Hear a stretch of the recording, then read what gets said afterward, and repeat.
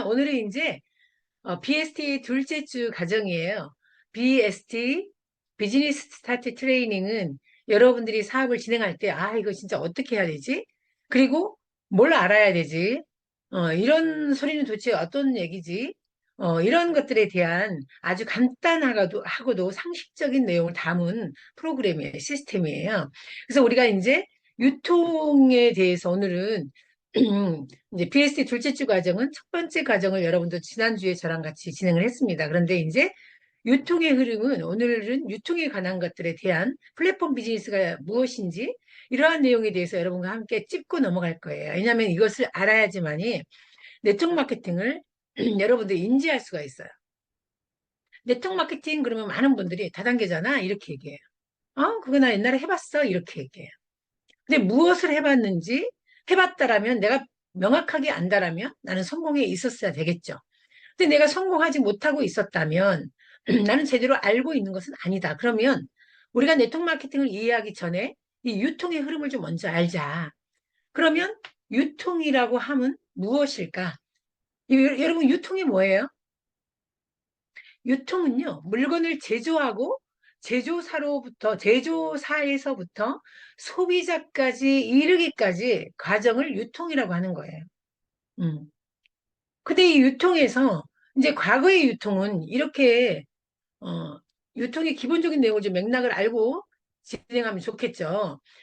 자, 과거의 유통은 생산자에서 소비자까지 이르는 과정을 유통이라고 하는데 과거의 유통은 이렇게 보세요. 어떠한 과정을 거쳤냐면 여러 가지 중간 과정을 거쳤어요.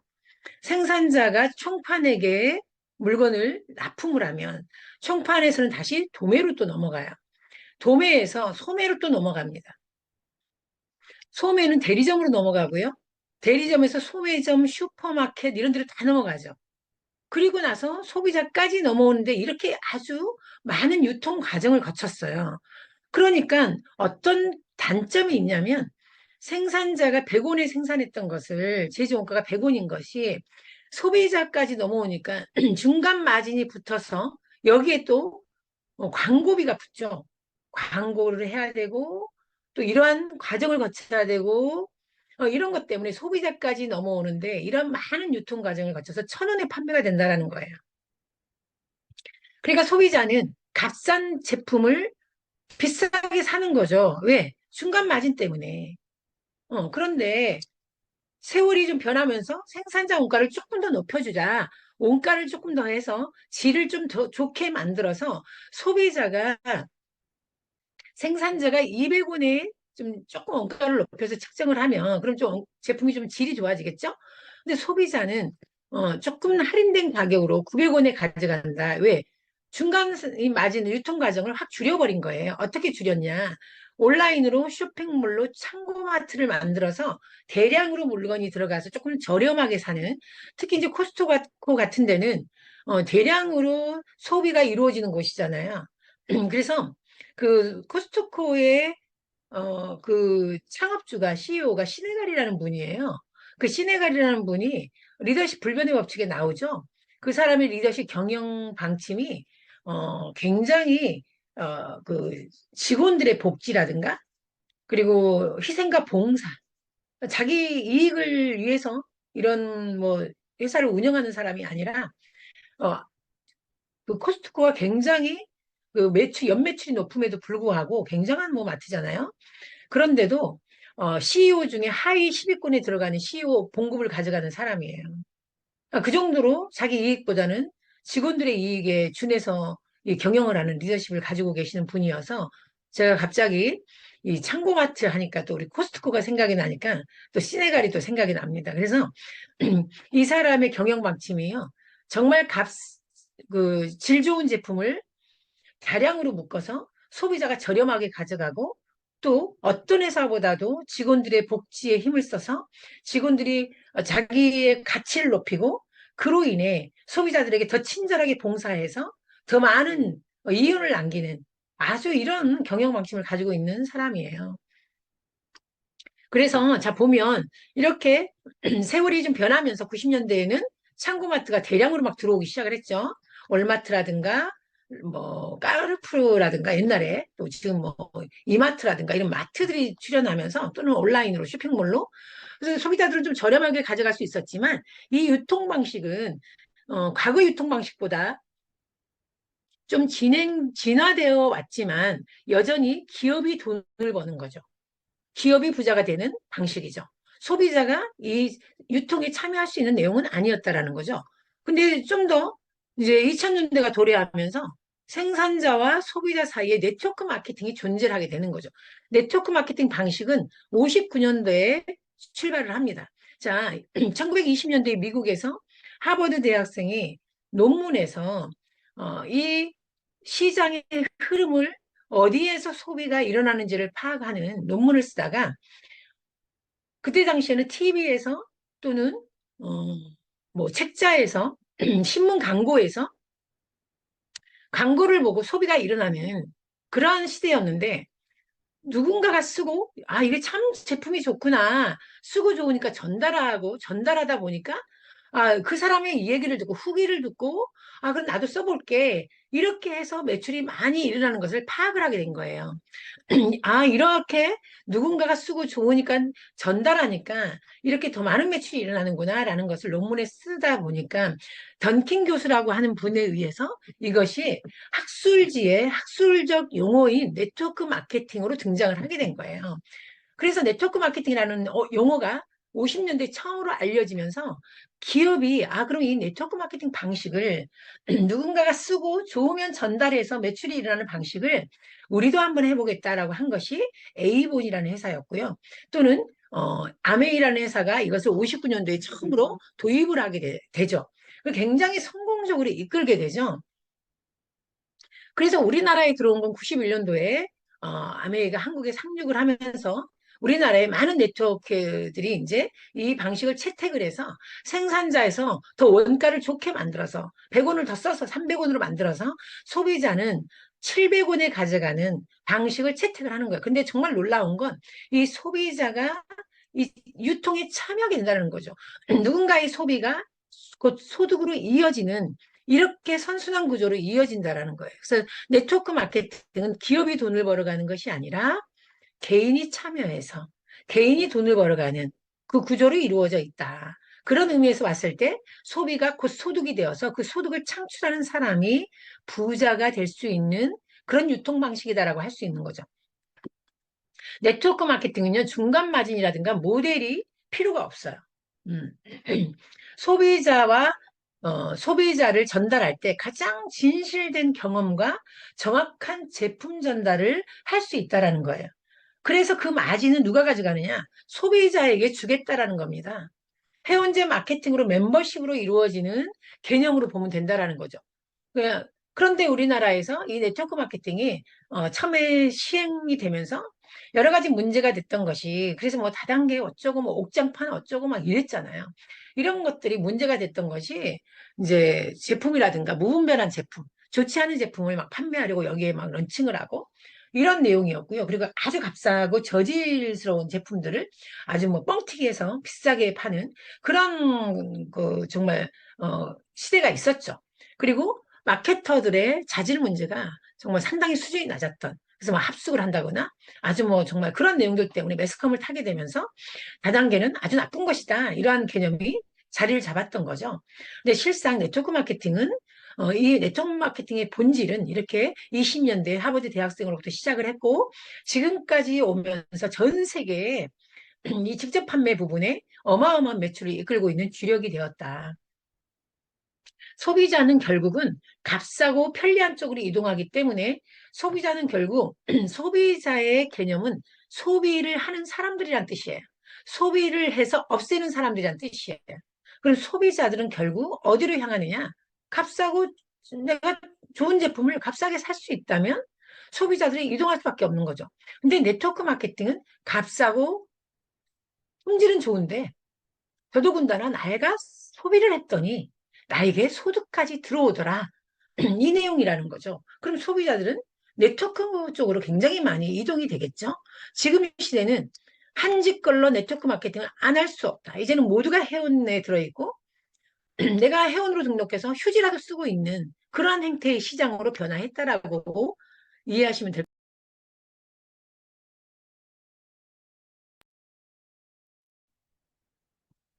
개인이 주도하는 신유 요즘에 네트워크 마케팅을 플랫폼 비즈니스라고 이제 얘기를 많이 하죠. 그래서 플랫폼 비즈니스가 그럼 뭘까? 자, 플랫폼이라고 하는 건 기차역으로 내려가면 우리가 플랫폼이라고 얘기하죠. 기차에서 기차를 탈 때 기차역에 우리가 내려가잖아요. 기차를 타려고. 그곳을 우리가 플랫폼이라고 얘기해요. PLATFORM. 플랫폼. 그래서 이 플랫폼은 우리가 우리가 서 있으면 기차가 들어왔다가 물건을 싣고 사람을 싣고 또 기차가 떠나죠. 또 누군가가 와서 또 내리고 그래서 플랫폼은 뭐냐면 공유라는 거예요. 내가 가만히 있어도 누군가가 와서 도착하고 누군가는 떠나고 그곳의 중간 매개체 역할을 하는 것을 플랫폼이라고 하는 것 같습니다. 그래서 이 플랫폼 비즈니스라고 얘기한다는 거죠. 네트워크 마케팅을. 그래서 그 네트워크 마케팅이 왜 플랫폼 비즈니스인가?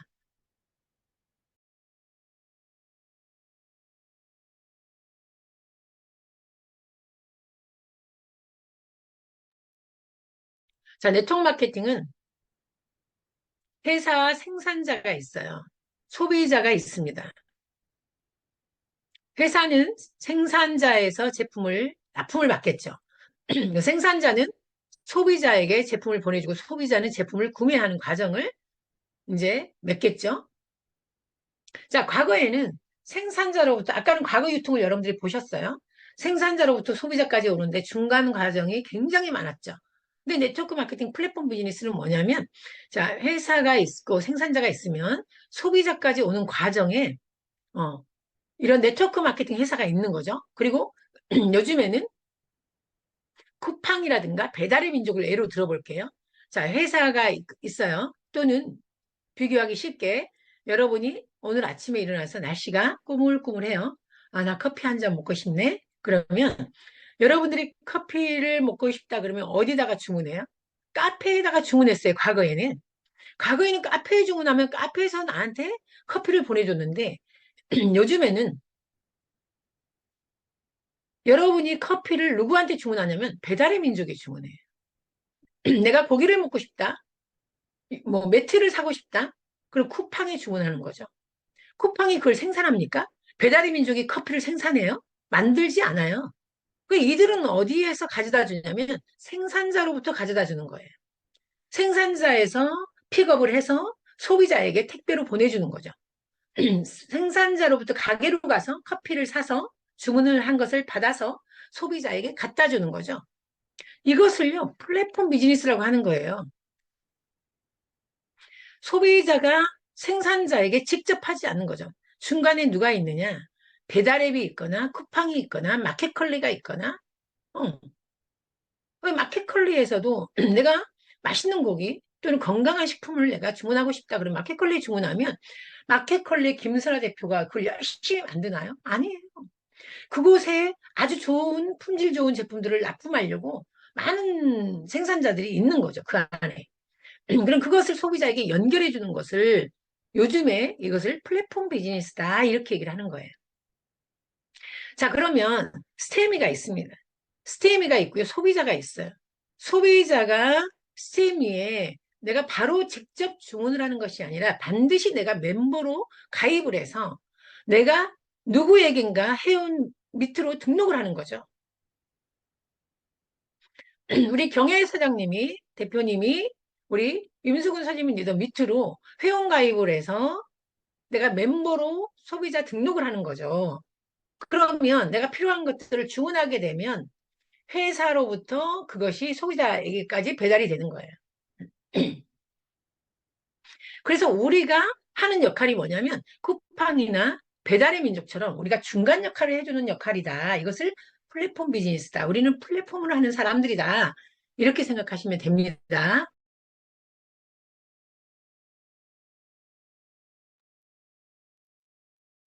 자, 플랫폼 비즈니스의 장점을 한번 볼게요. 플랫폼 비즈니스를 하는 우리는요, 열심히 멤버를 구축해서 소비자들이 사업자로 참여할 수 있도록 만들어주는 거죠. 어제는 분명히 소비자였어요. 나한테 화장품을 사고 싶다라고 얘기를 했어요. 그래서 나는 회사의 회원 등록을 통해서 그에게 제품이 배달되도록 만들어줬죠. 이자 플랫폼을 했습니다. 그런데 이 소비자가 내가 구매를 한 순간 나도 사업자가 될 수 있는 거, 나도 플랫폼 비즈니스가 될 수 있는 거죠. 그러면 우리들은 장점이 뭐냐면 리스크가 없다는 거예요. 어떤 리스크가 없냐? 재고를 확보할 필요가 없어요. 왜? 생산자가 스테미가 다 알아서 하기 때문에. 오프라인보다는 온라인으로 하기 때문에 창구도 필요 없습니다. 다 온라인으로 이루어져 있죠? 오프라인으로 어디다 쌓아놓고 거기 찾아가서 제품을 뭐 찾고 이런 내용이 아니잖아요. 모두가 온라인으로 되어 있습니다. 그리고 공간의 제약이 없어요. 확장이 무한으로 가능해요. 전 세계로 가능해요. 경기도만이 아닙니다. 서울만이 아닙니다. 우리나라 전역을 지나서 전 세계로 확장이 가능하기 때문에 직원도 필요 없습니다. 샵도 필요 없습니다. 다 아웃소싱으로 이루어져 있기 때문에 정말 너무 멋진 비즈니스다. 그러면 우리가 어, 왜 편리한가? 이 플랫폼 비즈니스가 왜 편리한가? 우리가 제품 개발할 필요가 없죠. 택배를 우리가 막 싸고 있어요? 그럴 필요 없죠. AS를 우리가 막 그 기계 고쳐주고 우리가 하나요? 그것도 필요 없죠? 자, 세금 계산 우리가 하나요? 3.3% 우리가 떼고, 우리가 막 떼고 신고하고 해야 되나요? 아니잖아요? 그리고 이거를 홍보해야 되고, 막 법적인 책임을 져야 되고, 이러한 내용도 없습니다. 자, 그거는 누가 하나요? 이거는 누가 하나요? 스테미 회사가 합니다. 그러니까 우리가 할 수 있는 건, 열심히 멤버를 구축하고, 회원가입을 통해서, 오토십을 통해서, 많은 파트너들을, 회원들을, 멤버들을 모집을 하면 그 멤버들이 일으키는 수익이, 매출에 대한 수익이 나에게 지속적으로 들어온다는 거예요. 잠을 자도 나의 통장에 돈이, 권리소득이, 시스템 소득이 자동적으로 들어오게 이 구조가 만들어져 있다. 여러분이 병원에 있는 동안에도, 여러분이 잠을 자는 동안에도 이러한 소득이 지속적으로 창출된다라는 거죠. 이것이 너무나 매력적인 거다. 자, 여기서 아주 중요한 포인트가 있습니다. 단, 회사가 나의 자리에 서지 않는다는 것이다. 회사가 이 플랫폼 비즈니스하는 우리 자리에 서지 않는다. 쓰고 내가 썼어요. 그리고 좋아. 쓰고 좋은 소비자가 회사와 파트너십을 맺고 회사 파트너십을 맺는 거예요. 그리고 나도 써보고 너무 좋으니까 아, 나 우리 옆집에 식당 하는 엄마를 내가 소개해야 되겠네? 소개가 이루어지고 그 소개가 이루어지면 그 사람은 또 회원가로 구매하고 그리고 나면 또 일정 커미션이 나에게 들어오는 이 구조로 돼 있다라는 거죠. 이것을 회사가 가져가지 않는다라는 거예요. 회사가 나의 자리에 서지 않아요. 내가 그 자리에 서 있다라는 거죠. 회사는 회사 일만 할 뿐이에요. 내가 나로부터 이루어진 멤버십의 그 많은 커미션은 나에게 다 들어오게 돼 있다라는 거죠. 이걸 좀 더 정확하게 설명을 해볼게요. 이게 정확하게 아셔야 돼요. 프랜차이즈 비즈니스가 있고요. 프랜차이즈 비즈니스 플러스 플랫폼이 있습니다. 우리는 지금까지 플랫폼을 지금 배웠어요. 그럼 프랜차이즈 비즈니스의 아주 대명사적인 분이 계시죠? 누구예요? 백종원 씨입니다. 우리나라의 아주 유명한 자본가, 어, 우리 백종원, 우리 프랜차이즈 더본 코리아의 오너죠. 더본 코리아를 이끌고 계시는 분인데, 자, 많은 분들이 백다방을 차리고 있어요. 백다방을, 내 친구가 백다방을 차려서 커피를 1,000잔을 팔았어요. 1,000잔을 팔았다고 해서 1,000잔에 대한 커미션이 그 백다방에, 백종원 씨에게 이게 들어가나요? 커미션 들어가지 않습니다. 프랜차이즈 하나당 제가 알기로 한 46만 원씩 가맹 수수료만 들어가는 거예요. 코로나가 와서 백다방에 문을 닫았어요. 오픈을 하자마자 코로나가 와가지고 문을 딱 닫고 커피를 한 잔도 못 팔았어요. 한 달 내내 한 잔도 못 팔았어요. 그래도 이 가맹점은 백종원 씨에게 46만 원의 수수료를 내겠죠. 1,000잔을 팔아도 46만 원만 내겠죠. 자, 그런데 더 놀라운 건 뭐냐면 내가 장사가 너무 잘 돼서 내 친구가 야, 나도 백다방 하나 할래. 그래서 친구가 또 백다방을 차렸어요. 그런데 그 친구가 그 백다방이 너무 잘 되는 거죠. 정말 하루에 1,000잔이 막 팔리는 거예요. 그러면 이 1,000잔에 대한 그 로얄tik성 소득이 나에게 들어오나요? 내가 소개했는데 안 들어오죠. 자, 어디로 들어가요? 그 소득이 들어가는 게 아니라 46만 원의 가맹점비가 로얄틱성 소득이 백종원 씨한테도 들어가는 거죠. 나하고 하등의 관계가 없다. 내가 몇 개를 오픈하는지 관계가 없다라는 거죠. 이것이 프랜차이즈 비즈니스의 개념이다 보시면 되고요. 그러면 프랜차이즈 비즈니스와 플랫폼을 합한 이 내용은 뭐냐? 내가 2명을 소개했어요. 내가 제품을 쓰고 너무 좋아서 이 제품 썼더니 너무 좋아. 얼굴 리프팅이 됐어. 내 피부 좀 봐. 모공이 안 보여. 이렇게 보여줬더니 어머, 너 정말 왜 이렇게 이뻐졌어? 너 왜 이렇게 달라졌어? 너는 왜 이렇게 점점 젊어져? 이러면서 그들도 구매를 하죠. 구매를 해서 사용하고 그들도 얼굴이 좋으니까 또 누군가가 너 얼굴이 왜 이렇게 이뻐졌어? 라고 얘기하니까 이분이 나 이 제품 써서 그래. 친구가 소개했는데 너무 좋아. 라고 얘기하니까 그들도 쓰게 된다라는 거죠. 그거에 대한 소득이 나에게 들어오고, 그에게 들어가. 연결고리가 돼 있다라는 거예요. 이렇게 연결고리가 돼서 위로 위로 무한 누적으로, 무한 실적으로 올라온다라는 거죠. 내가 오토십을 쓰고, 내가 10만 원짜리 오토십을, 자동 오토십 결제를 했어요. 그랬더니, 8만 8천 원짜리 크림 하나를 내가 매올 나는 크림을 아침, 저녁으로 2알, 3알씩 썼더니, 이게 빨리 떨어지네. 그래서 크림을 오토십을 걸었어요. 오토십을 딱 걸어서 내가 내 밑에 친구들한테도 이 크림을 오토십 걸었더니 3개월에 하나씩 폼클렌징이 서비스로 온다. 그랬더니 그럼 나도 오토십 걸을래. 그래서 이 오토십으로 내가 10명을 했더니 100만 원이 되더라고요. 10만 원짜리 오토십 10개를 걸었더니 그 친구도 자기도 10개를 거니까 또 100만 원이 돼요. 또 밑에 친구도 10개를 걸었더니 100만 원이 돼요. 이러면서 계속해서 프랜차이즈 비즈니스에 플랫폼 비즈니스가 계속해서 연결이 되고 그거에 대한 소득이 한 달에 1,000만 원이라는 재구매 매출이 나오다 보니까 1,000만 원에 대해서 15%의 후원 수당이 들어오고 또 추천 수당 10%가 들어오고 총 25%의 나에게 수당이 들어온다라는 거죠. 1,000만 원이면 250만 원이 그런 소득이 들어온다라는 거죠. 이것이 프랜차이즈 플러스 플랫폼 비즈니스라는 개념의 방식이라는 거예요, 우리는.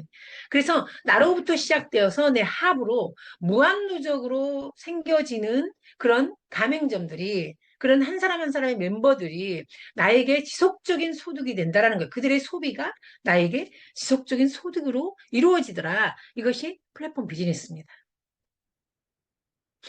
그러면 직접 판매의 종류라고 하는 것이 있어요. 자, 우리 직접 판매 종류를 한번 알아볼게요. 어, 그거는요, 우리나라에는 방문 판매와 우리나라만 있습니다. 전 세계는요, 그냥 네트워크 마케팅 하나로 통일이에요. 그냥 직접 판매로 하나로 통일인 거죠. 그러니까 다이렉트 셀링으로 통일이다라고 보시면 되는 거죠.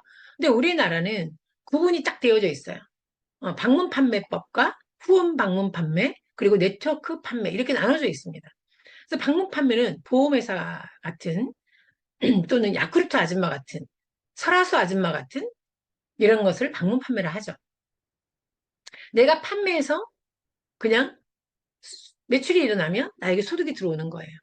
자, 이거는요, 자본금도 필요 없고요. 방문 판매회사 차리는 거는, 후원수당 지급 제한 규제도 없고요. 그냥 뭐 70% 줘도 돼요. 80% 줘도 됩니다. 일회성이기 때문에. 그리고 후원 방문 판매는, 내가 A라는 사람을 내가 얼굴 쓰고 너무 좋아지니까 그 A가 나한테 물었어요. 어머, 얼굴이 이렇게 이뻐졌어요. 나도 쓸래. 그래서 그 사람도 썼어요. 그가 또 누군가에게 또 판매를 잘하는 사람이 들어와서 또는 잘 알리는 사람, 플랫폼을 잘하는 사람이 들어왔어요. 그래서 매출이 일어나면 나에게 수당이 들어오겠죠. 근데 그 밑으로 일어나는 매출들은 수당이 나에게 올라오지 않는다. 이것이 후원망문 판매입니다. 직하 1단계, 2단계에서 딱 끊어지는 거죠. 내가 많이 팔고 판매를 잘하는 사람을 유치해야 되는 거죠. 내가 많이 팔 줄 알아야 되고요. 또 판매를 잘하는 사람이 들어와야 되는데 나는 판매를 잘하는데 내 밑에 판매를 하나도 못하는 사람들이 들어오면 수당이 없어지는 거죠. 그러니까 판매 스킬이 뛰어난 사람. 근데 여러분 판매는요 한계가 있어요. 뭐 언제까지 그렇게 매월 내가 팔 수 있겠어요. 팔아서 벌어가는 돈은 딱 한정돼 있습니다. 우리가 소위 말하는 1억대, 월 1억대? 여러분, 월 1억대를 왜 못 벌겠어요? 저는 거기까지 벌었기 때문에 거기까지 여러분께 말씀드릴 수 있어요. 월 1억대를 여러분 꿈을 꾸셔야 되고, 나도 벌 수 있다고 생각하셔야 돼. 내가 어떻게 벌겠어라고 하면, 그렇게 스탑되는 거죠. 그리고, 뭐, 보통 후원방 판매에 수당을 50% 준다, 60% 준다, 이렇게 얘기하잖아요. 근데 그 수당을 받기 위해서 보통 매출 4천, 7천, 1억, 이렇게 매출을 일으켜야, 자기 개인 매출을 일으켜야 되잖아요. 그 얼마나 여러분, 이 리스크가 심하겠어요. 그러니까 여기는 또 회사가 자본금이라든가 소비자 피해 보상, 보험, 가입 의무 이런 것들이 없어요. 어. 소비자 피해 보상 보험은 아마 가입이 돼야 될 겁니다. 그 다음에 총 매출액이 38% 이상이고요. 상품 판매 규제가 160만 원까지였는데 요즘에 바뀌었죠. 200만 원으로. 그래서 이제는 한 제품당 200만 원까지는 200만 원짜리까지는 팔 수 있다. 이제 이렇게 바뀌었어요. 네트워크도 마찬가지입니다. 그럼 자, 네트워크 마케팅 다단계하고는 어떻게 다를까? 다이렉트 셀링과 어떻게 다를까? 단계 제한이 없죠. 내가 소개한 사람이 그 밑에 소개한 사람, 그 밑에 소개한 사람 무한 누적으로 실적이 나에게 올라온다. 그래서 판매 자질이 없는 사람이 굉장히 유리한 게 네트워크 마케팅이죠. 저도 판매보다는 후원 쪽으로, 육성 쪽으로 또 인맥이 없다는 사람. 나는 인맥이 없어요. 나는 내 주변에 사람이 없어요. 라는 사람들도 내가 많은 사람들을 100명을 소개하는 게 아니라 한 명을 100명만, 100번을 만나는 사업입니다. 100명을 내가 만나는 것이 아니라 한 명을 100번을 만나는 사업이에요. 그렇기 때문에 인맥이 없는 사람에게도 굉장히 유리하죠. 그 다음에 소비자들도 회원 가입을 합니다. 누구나 가입하죠. 모두가 소비자죠. 자, 네트워크 마케팅 다단계 직접 판매 우리 공정거래위원회라든가 조합이요. 법 규정이요. 전 세계에서 대한민국이 가장 까다롭습니다. 가장 어렵습니다. 그리고 35%까지 딱 정해져 있어요. 자본금도요. 5억 원이 딱 들어가야 되고요. 그 다음에 뭐 가맹점도 열어야 되고 회사도 열어야 되고 공탁도 걸어야 되고 이런 거 다 합하면 20억 정도 들어간다고 제가 알고 있어요. 그러니까 네트워크 마케팅 회사는 아무나 차릴 수가 없다. 그리고 35% 이내에 수당이 책정돼 있다. 우리나라는. 이것이 사실은 과거에 그런 말이 그냥 저도 들은 말인데 아메이법이다 이런 말을 하시더라고요. 그래서 옛날에 우리나라를 35%로 묶어놔 버린 게 로얄티성 소득을 가져가는 회사들이 많이 가져가야 되겠죠. 우리나라는 35%만 조금 주고 그래서 다른 나라는 35%의 규정이 없잖아요. 그래서 45%, 50%, 막 60% 이렇게 주잖아요. 근데 우리나라는 35% 안에서만 줘야 되기 때문에 아무래도 참 회사가 가져가는 것이 좀 많겠죠. 그래서 이러한 것들이 좀 변화돼야 될 내용들 아닐까. 이게 좀 바뀌어야 되죠. 근데 이걸 지금 국회를 통과하려고도 하는데 참 어렵습니다. 통과가 되려다가 멈추고 통과가 되려다가 멈추고 좀 이러고 있거든요. 그리고 또 우리도 이제 200만 원까지 상품 판매 규제가 이루어져 있습니다. 200만 원까지 이제 올라가 있어요. 하나당 160만 원까지만 160만 원짜리까지만 책정될 수가 있는데 이제 200만 원까지 될 수 있다라고 보시면 돼요. 이 엄니티션 제도라는 게 있어요. 근데 이거는 그냥 후원 방문 판매에 적용되는 거고요. 방문 판매법에 따르면 최종 소비자 매출이 70%를 충족할 경우에는 후원 수당의 38%가 이거는 여러분 그냥 엄니티션 제도를 적용한다 그러면 그냥 200만 원 상한 가격 안에서 소비자 피해 보험 계약 체결 이런 여러 가지 이런 규제를 하지 않는다. 그러니까 5천만 원, 7천만 원어치 사는데 어떻게 이게 가능하냐? 이게 옴니티션 때문에 가능하다. 이렇게 보시면 돼. 한 사람이 그렇게 사도 가능하다라는 게 옴니티션 제도다라고 생각하시면 될 것 같습니다. 자, 여기까지가 오늘 여러분 BST 우리 오늘 둘째 주 과정이에요. 되게 간단하죠? 그래서 오늘은 그 유통에 대해서 좀 설명을 여러분께 좀 드렸어요. 그래서 소비자는 써서 없애는 사람이라는 뜻이다. 가장 격변하고 있는 분야가 유통과 금융이라고 얘기할 수 있는데 어떻게 보면 우리가 과거에는 재래시장에서 뭐 닭, 신발, 뭐 재래시장에서 뭐 이런 것들을 뭐 소비했어요. 근데 소매시장에서 동네 상권이 다 먹고 살았어요. 한동안. 그런데 우리 소매시장에서, 우리가 재래시장에서 모든 것들이 이루어진 시대를 지나서 우리가 90년대에는 마트가 등장하면서 갑자기 동네에 슈퍼들이 많았는데 마트가 딱 등장하니까 동네 슈퍼가 싹 쓸어버렸죠. 동네 2km 반경의 소매점을 다 쓸어버린 거예요, 이 마트가. 외국에서 무분별하게 마트가 들어오고 국내에도 마트로 막 등장하게 되면서 그러면서 이제 또 시장이 확 변하게 되죠. 홈쇼핑이라든가 온라인으로 쇼핑몰로 바뀌게 되면서 이 쇼핑몰 온라인 인터넷들이 막 득세하면서 오프라인의 유통의 시대가 저물고 정말 오프라인에 익숙했던 우리를 온라인으로 완벽하게 옮겨놓은 것이 또 코로나였다라고 얘기할 수 있습니다. 그러니까 이런 시장의 유통의 흐름, 변화 이런 것들을 우리가 진짜 알아야 된다라는 거죠. 근데 이제는 이 유통이 엄청나게 변화해서 이제는 어디로 변화했냐? 이제는요, 여러분, 네트워크 마케팅으로 변화했다라는 사실을 여러분들이 부정하시면 안 돼요. 그건 다당이니까 싫어. 이렇게 얘기하시면 안 된다라는 거죠. 소비자가 써보고 좋은 경험을, 소중한 경험을 지인이나 친구에게 전달해서, 정말, 좋았을 때, 그 전달했을 때 그 유통비용을 소비자에게 주겠다라는 내용이 네트워크 마케팅이에요.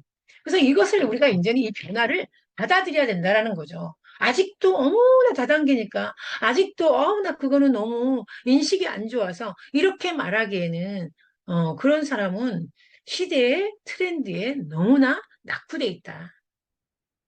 나는 정말 무지하다라고 말하고 있는 것밖에 안 되는 거예요. 이제는 이 유통에 참여하시는 분들이 여러분 어마어마합니다. 과거에 여러분들 보실 때 여러분 옛날에 회원 등록해달라 그러면 굉장히 어머 막 이러신 분들이 굉장히 많았었어요. 근데 지금은요 네이버에 회원이 4,200만, 4,500만 그렇잖아요. 여러분 쿠팡 회원도 마찬가지, 마켓컬리도 마찬가지예요. 카카오톡 회원이 4,500만이에요. 우리나라 4,800만 중에. 여러분 그 사람들이 회원을 등록을 할 때 여러분들이 나가가지고 여기 우리 쿠팡에 등록해 주세요, 네이버에 등록해 주세요라고 뭐 사정했나요? 아니에요. 스스로 알아서 들어가서 다 회원 등록을 했다라는 거죠. 멤버가 됐다라는 거죠. 이제는 모든 트렌드가 회원제입니다. 회원이 되어야지만 서비스를 받을 수 있어요. 그런데 우리는 이제 이런 시장의 흐름도 내가 앞으로 우리 회사는 지금 제품군으로 화장품으로만 이루어져 있어요. 코스메틱으로만 이루어져 있는데 앞으로 많은 제품들이 들어올 거예요. 지금 먹는 식품. 우리는 웰스템, 우리 또 스템시스, 웰스템, 뉴트리스템 이렇게 세 가지로 분류가 돼 있고요. 이제 우리 뉴트리스템이 들어오게 되면 먹는 건강식품들이 들어올 건데 지금 어제도 우리 에드먼드 대표님과 제가 톡을 계속했어요. 근데 지금 건강식품을 내가 지금 의논하고 있다. 곧 들어올 것 같습니다, 여러분. 그래서 이 건강식품이 들어오게 되면 여러분 시장이 굉장히 확대가 되는 거예요. 시장이 확대가 되고 그래서 우리가 정말 100년 기업을 가는 롱런할 수 있는 기업으로 가기 위해서 우리가 더 이상 비타민제, 우리가 뭐 콜라겐, 우리가 이런 제품들을 다른 회사에 다른 시장에 뺏기지 않겠다. 이제 내가 예를 들어서 5천 명이면 그 5천 명이 다 콜라겐이 우리 회사 거 먹는 거죠. 휴지가 들어왔어요. 휴지를 다 우리 거 쓰는 거죠. 우리나라의 국내 애터미만 그렇게 하는 것이 아니라 우리도 발맞추어서 그러한 회사로 변화하겠다라는 의지를 가지고 가고 있습니다. 여러분 정말로 이제는 모든 게 해운제고요. 이러한 사회적인 변화를 여러분들 인지하시고 따라주시고 그래야지만이 이 안에서 부자가 될 수 있다라는 거예요. 부자는 시대의 흐름을 타는 사람들이지. 지금도 세상은 유통은 이렇게 변했는데 나는 재래시장에서 나는 배추 팔 거야. 나는 아직도 재래시장에서 할 거야. 이런 마인드를 갖고 있다라면. 난 쬐끄만 동네 슈퍼를 차릴 거야. 이런 마음을 갖고 있다라면. 어떻게 그 안에서 부자가 나오겠어요? 지금의 부자는요, 이 온라인에서 나오고 있어요. 이 온라인에서 나오고 있습니다. 우리도 온라인으로 연결되어진 플랫폼 비즈니스입니다. 이 안에서 그렇기 때문에 많은 부자가 백만장자들이 이 안에서 탄생을 하고 있다는 것을 여러분들이 기억하셔야 돼요. 오늘 토요일 오전 여러분과 BST 둘째 주 과정을 진행하면서 여러분들이 이런 게 다단계구나, 이런 게 네트워크 마케팅이구나 라고 오늘 플랫폼 비즈니스, 플랫폼에 대해서 우리가 오늘 좀 인지하고 오늘 넘어갑니다. 오늘 다 여러분들 인식하셨을 거라고 전 믿습니다. 자, 그리고 영상 마지막으로 하나 보면서 마무리 할게요. 스케일업입니다. 기업에서 이 스케일업 하는 것이 무엇일까? 음, 스케일업의 위험을 감수하는 리더십이라고 해서 이 영상, 짤막한 영상이에요. 한번 볼게요. 제가 말씀드렸던 새로운 개념 설계를 만들기 위해서 정말 필요한 거, 기가 막힌 특허, 논문, 끝내주는 비즈니스 아이디어, 사실 산처럼 쌓여 있어도 돈을 벌지 못합니다. 정말 중요한 건 그 어떤 아이디어를 가져가서 수년간 그 알지 못하는 시행착오, 성공이 불확실한 그 상태를 버텨내는 그 힘을 갖지 못하면 기가 막힌 특허, 논문, 아이디어를 갖다 줘도 쓰지 못한다. 스케일업이라는 험난한 과정을 넘어선 기업은 점점 강해집니다. 시행착오를 통해 얻은 수많은 경험과 데이터들이 쏟아지기 시작합니다. 해본 자들만이 얻을 수 있는 귀중한 자산. 기본 설계 도면을 팔아서 만들었어요. 그러면은 회사가 이제 운전을 하다 보니까 이렇게 하면 좋겠더라 하는 아이디어가 날 수가 있죠. 그런데 그 아이디어를 실제로 테스트해 보려면은 기본 설계를 한 라이선스한테 허락을 맡아야 됩니다. 그럼 라이선스는 그걸 받아서 계산을 해보죠. 되는구나. 그 노하우는 설계사에게 되는 겁니다. 그 설계를 고쳐서 더 비싼 값을 받고 그 설계도면 또 다시 파는 겁니다. 시간이 지날수록 점점 힘이 강해지는. 그렇죠. 스케일업 과정을 통해 실패의 경험과 흉터를 간직한 뛰어난 인재가 나오는 건 당연한 일입니다.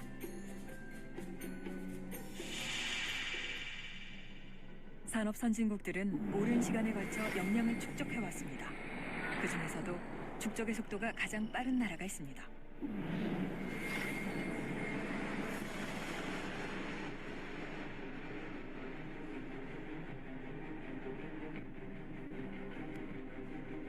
대공황 시절부터 시작해 많은 시행착오를 거친 미국도 실수와 상처를 극복해가는 과정을 통해 혁신의 기지가 되었습니다. 하지만 R&D에 집중하고 생산 공장을 해외로 보냈던 미국에서 문제의식을 느끼고 있다고 합니다. 혁신 역량이 떨어지고 있다는 우려가 나오는 것입니다. MIT에서 나온 책 메이킹 인 아메리카는 미국 산업계의 고민을 드러내고 있습니다.